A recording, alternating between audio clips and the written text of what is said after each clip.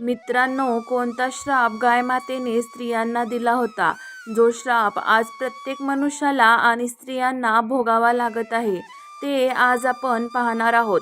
मित्रांनो, आजची कथा खूपच जास्त माहितीपूर्ण आणि मोटिवेशनल आहे. त्याचबरोबर खूपच भावनिकसुद्धा आहे. जर तुम्ही मनापासून ऐकलीत तर तुम्ही सुद्धा अडीअडचणीत असलेल्याला लगेचच मदत करायला तयार व्हाल. मित्रांनो, हिंदू धर्मामध्ये गोमातेला पूजनीय स्थान आहे. गाईला गोमाता म्हटले जाते. परंतु आज आपल्या या देशात गोमातेची खूपच जास्त दुर्दशा चालू आहे. गोमातेने यापूर्वी एका स्त्रीला श्राप दिला होता आणि तो श्राप सर्व मानवजातीला भोगावा लागत आहे. त्यामुळे असं होऊ नये की आता गोमातेची जी अवस्था पुन्हा चालू आहे, त्यामुळे गोमाता पुन्हा एकदा आपल्या मानवजातीला श्राप देऊ नये आणि त्यामुळे एखादं मोठं संकट आपल्यावर येऊ नये. चला तर मित्रांनो, आपण आजची कथा पाहूयात. खूप जुनी अशी गोष्ट आहे. एका नगरामध्ये रमेश नावाचा एक व्यक्ती राहत असे. रमेश त्याच्या घरी गोमाता पाळत असे. गोमाता जे दूध द्यायची ते रमेश बाजारात नेऊन विकत असे व त्यामुळे त्याला चांगल्या प्रमाणात धनसंपत्ती मिळत असे. काही दूध तो घरातील लोकांना सुद्धा प्यायला देत असे. त्यामुळे घरातील लोकांचे आरोग्य सुद्धा अगदी उत्तम होते. असेच काही महिने चालू होतं. रमेश आणि त्यांच्या घरातल्या सर्वांचा गोमातेच्या दुधावर उदरनिर्वाह अगदी छान प्रकारे चालू होता. परंतु एक वेळ अशी येते जेव्हा गोमाता दूध देणे बंद करते. जेव्हा गोमाता दूध देणे बंद करते तेव्हा रमेशला ती गाय बिनकामाची वाटते. आता फक्त ती गाय त्याचा चारा खायची, परंतु त्या बदल्यात त्याला काहीच द्यायची नाही. त्यामुळे रमेशने त्या गायीला नेऊन जंगलात सोडले. जेव्हा गोमातेला जंगलात सोडली तेव्हा ती गोमाता इकडे तिकडे भटकू लागली. असेच काही दिवस गोमाता इकडे तिकडे भटकत होती.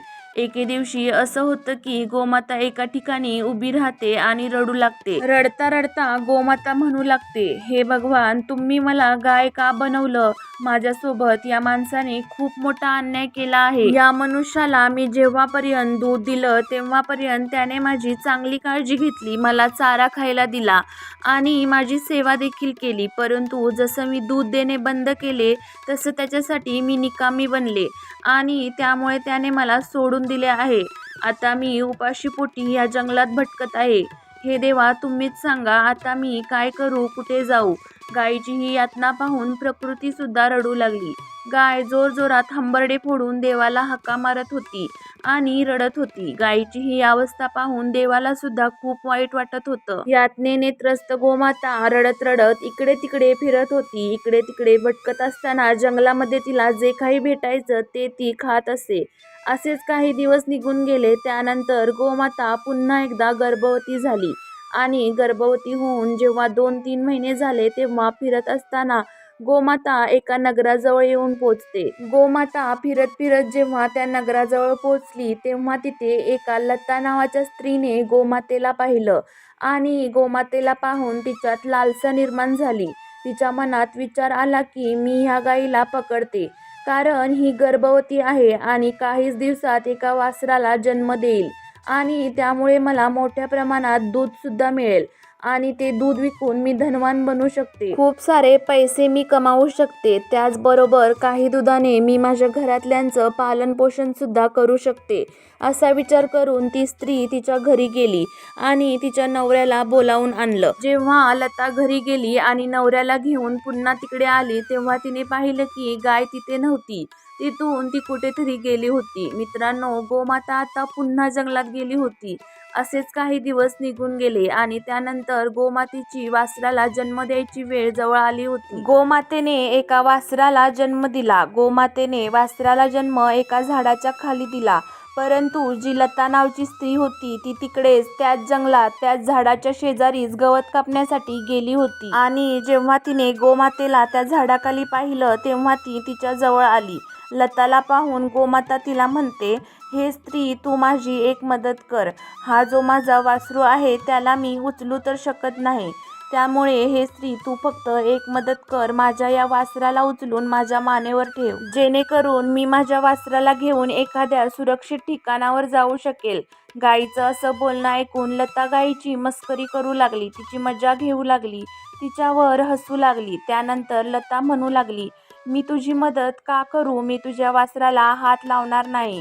तो किती घाण आहे. तुझ्या वासराला जन्म दिला आहेस त्याच्या अंगावर खूप सारी घाण आहे. मी तुझ्या वासराला उचलून तुझ्या मानेवर नाही ठेवू शकत. गोमातेने लताजवळ खूप वेळा विनवण्या केल्या, परंतु ती लता नावाची स्त्री गोमातेचे काही एक ऐकायला तयार नव्हती. गोमाता लताला पुन्हा म्हणू लागली, हे स्त्री, तू कृपया माझी मदत कर, कारण मी माझ्या वासराला इथून उचलून एखाद्या सुरक्षित ठिकाणी घेऊन गेले नाही तर एखादा जंगली प्राणी त्याला मारून टाकेल.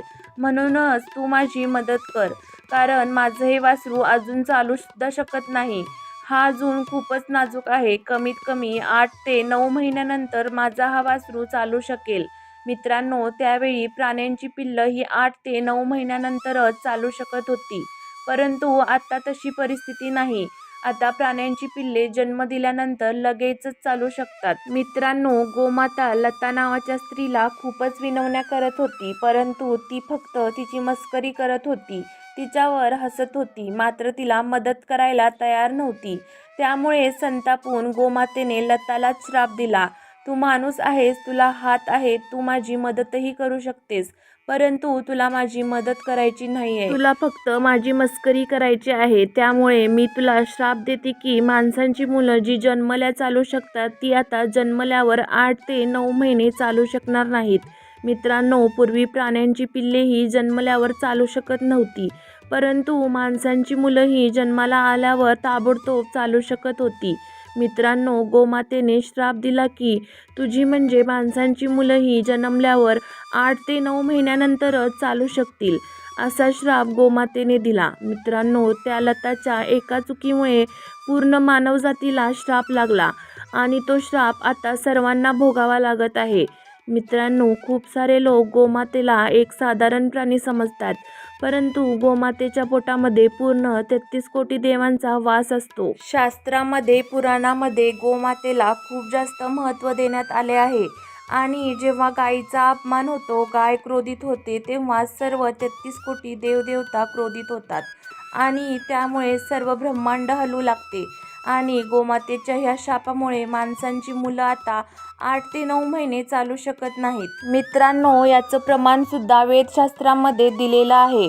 सुखदेवाने जेव्हा जन्म घेतला होता तेव्हा तो त्वरितच चालत चालत जंगलात गेला होता.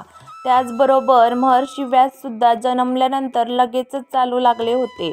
याबद्दल एकच नाही तर असे अनेक प्रमाण वेदशास्त्रामध्ये दिलेले आहेत. परंतु जेव्हापासून गोमातेने हा श्राप दिला आहे तेव्हापासून जी प्राण्यांची पिल्ले आहेत ती जन्मल्यापासून लगेचच चालू शकतात, परंतु माणसांची मुलं 8 ते 9 महिन्यानंतरच चालू शकतात. शास्त्रानुसार जे मूल 8 किंवा 7 महिन्यापासून चालायला सुरुवात करते तर अशा घरावर गोमातेचा विशेष आशीर्वाद असतो. याचा अर्थ असाच आहे की त्या घरातील लोक गोमातेचे खऱ्या भक्तिभावाने पूजन करतात आणि गोमातेची सेवा करतात. मित्रांनो, हा श्राप गोमातेने त्या स्त्रीला दिला होता आणि ही एक सत्य घटना आहे. तर मित्रांनो, या कथेवरून आपल्याला हेच समजते की जर कोणीही प्राणी, पशु किंवा मानव कोणीही आपल्याकडे मदतीसाठी याचना करत असेल तर तुम्हाला शक्य असेल तर त्यांची मदत नक्की करा. जर आपण मदत करत नसू तर त्याचा बदला आपल्याला बद्दुआ लागतात. पहिले जो श्राप असायचा तो आजच्या या कलियुगात बद्दुआ म्हणून समजला जातो. जर कुठल्या माणसाला अशी बद्दुआ लागत असेल तर हळूहळू त्याची अधोगती होऊ लागते. त्याच्या जीवनात अचानकच मोठमोठे संकट येऊ लागतात. घरामध्ये आर्थिक संकट येऊ लागतात. तर मित्रांनो, तुम्ही गोमातेला खरंच मनापासून मानत असाल तर व्हिडिओला एक लाईक नक्की करा आणि कमेंटमध्ये जय गोमाता लिहायला विसरू नका आणि चॅनलला नक्की सबस्क्राईब करा. धन्यवाद.